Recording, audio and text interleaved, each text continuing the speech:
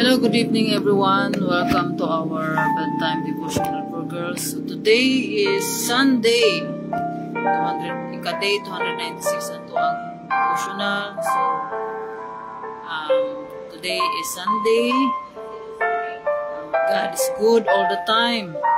And all the time God is good. So today is November 17, 2024. Ang Ginoo mag-uban ka nato kanunay. So atong topic is about living God's rules. So ang word na there is a 1 Samuel chapter 15 verse 22 nga nag-ingon, "Does the Lord delight in burnt offerings and sacrifices as much as in obeying the voice of the Lord? To obey is better than sacrifice." Let's pray. Father God in heaven, Lord, we glorify your name. Ikaw ang Ginoo, Lord God. Ang ilaing gamhanan sa among kinabuhi. Lord, wala pa namin, wala ikaw. Salamat na ini nga kahigayunan. Nga before kami matulog, kami tuon sa imong pulong. Aron kami, dili kami mawala sa imong presensya. Lord, ikaw magapanalangin sa imong pulong. Mag-istorya ka na, Lord God, pinagi ni ini, ablihi among mga salabutan. Pasabot kami, Lord God. Tabay kami, Lord God, to obey your rules, to obey you in everything, Lord God. Ay kami nagalaom sa imong mga saad, nga imong gihatag, giandam, alang ka na mong tanan. Lord, we offer everything to you, Lord God. In the mighty name of Jesus. Amen. So God has rules, and He wants you to obey them. He wants you to be fair, honest, and kind. He wants you to behave yourself, and He wants you to respect everyone. So, dili lamang sa mga bata, God wants us to respect everyone. God has other rules too, and you'll find them in a very special book. So, moni ang Bible. So, with a little help, para sa mga kabataan, with your parents, you can figure out God's rules. And then, it's up to you to live by them. When you do, everybody will be pleased, and our parents will be pleased, and God will be pleased too. So, kaning ko living by God's rules, it's a decision. So, itang tanan, we make choices every day sa ato ang kinabuhi. So, why we obey God? So, obedience matters ngayon. Bisag unsa, bisag asa ta, bisag asa ta padulong, kay balo ang Ginoo kung unsa ang naasa ato ang hunahuna, mas wala pa nato hunahuna balo na daan ng Ginoo, nag-uban ka nato ang Ginoo. It's up to us to make God the center of our lives. So, ang Ginoo kanunay hatag daan. Iyan naggihan ay daan ang iyang mga rules. So, unsa man kaning mga rules. So, naa kini makit-an og mabasa kini sa iyang pulong. So, mao kini nga kinahanglan nato kini basahon aron makahibalo ta unsa nato pag kinabuhi diri nga kalibutan. So, ginabalik-balik ning obedience. Obedience is a very important. So, para sa mga tinuod nga nituod diha sa Ginoo, nga naga-obey sa iyahang pulong. Why we obey? Because it's our demonstration of our love and trust to God. So, dili ta mo obey diha sa Ginoo kung wala ta niya, kung wala ta nahigugma kaniya, kung wala ta misalig sa iya, wala ta pagtuo sa iya. Kini ato ang pagtuo diha sa Ginoo may maghatod sa ato to obey His rules. Nga mao na ang ato ang mabasa, atun-an. Kay kini ato ang pag-obey diha sa Ginoo, mao na siya ang pag-train kanato.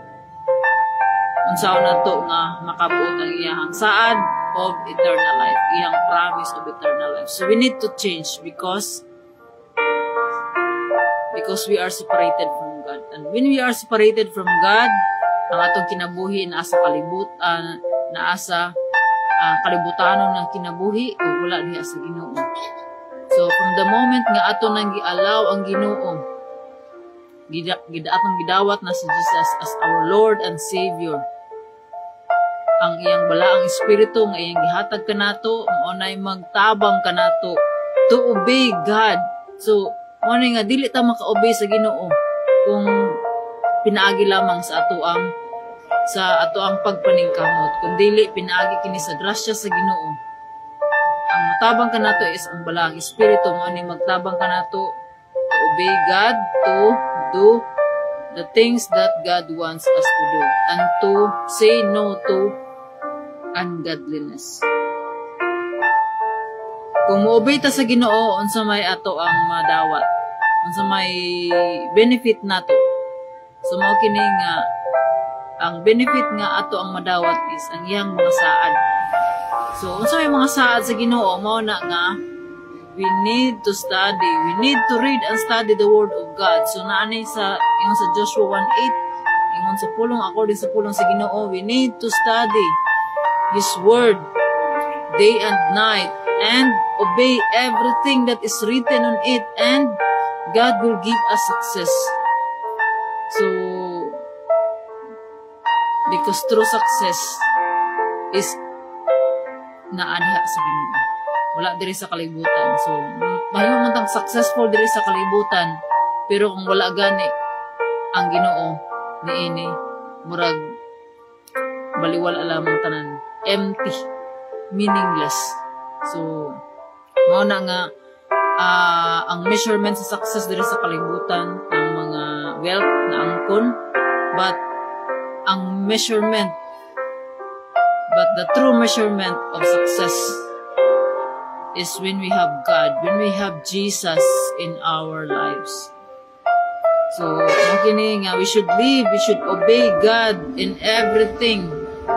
So unsaon man, so we need to study the word of God aron makahibalo ta kung unsa ang ato ang i-obey.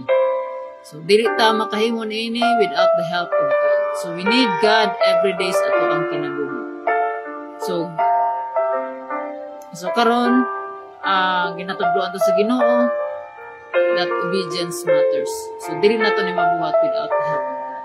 So to God be all the glory. So let us pray. Father God in heaven, Lord, salamat Lord God for reminding us, Lord God, sa imong pulong na amo kining pagasundon tungod kay ikaw ang Ginoo na mo-provide sa tanan sa among panginahanglan, muhatag sa imong mga saad, Lord God, nga imong nang giandam kanamo, Lord.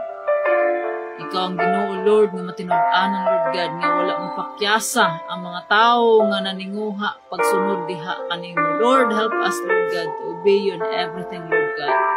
Lord, we are nothing without you, Lord God. Dili na mo ni mahimo kung wala ikaw, Lord God, kung wala imong grasya, Lord God. Nga kanamo na nagauban. Ikaw nagauban kanamo, Lord God, bisan asa pa kami moadto. Lord, sa mga naminaw na ining pulong, ikaw ang Ginoo, Lord God, mo ipang magapanglihok kanila, Lord God, palambua sila, Lord, patubua sila, Lord, sa ilang espirituhanon nga bahin, Lord God. Ug ikaw ang Ginoo mag-provide sa ilang mga panginahanglan, i-bless sila, Lord God, sa ilang financial, sa ilang health, sa ilang relationship, Lord God, diha kanimo, Lord. Isalig kanimo, Lord God, ang tanan. Salamat, Lord God, sa kamakanunayon nimo pag-uban kanamo, Lord God.